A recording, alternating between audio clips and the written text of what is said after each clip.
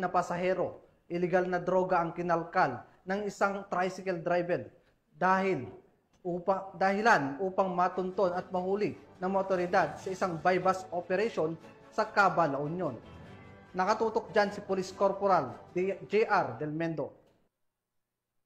Timbog ang isang 53 anyos na tricycle driver matapos ang isinagawang buy-bust operation ng pinagsanib na puwersa ng Caba Municipal Police Station bilang lead unit, La Union PIU, La Union PDEU at RIDPRO1 na recobre mula sa nasabing sospek ang 2 gramo ng hininalang shabu na nakapaloob sa 3 transparent plastic sachet at nagkakahalaga ng mahigit 13,000 piso. Nakumpiska rin ang isang genuine 500 peso bill na ginamit bilang buy-bust money, isang motorsiklo, sunglasses case, aluminum foil at 2 maliliit na puting papel. Ang inventory at marking sa mga nasabing ebidensya ay sinagawa sa mismong lugar ng operasyon sa presensya ng sospek at ng mga mandatory witnesses. Ang sospek ay naharap ngayon sa kasong paglabag sa Republic Act 9165.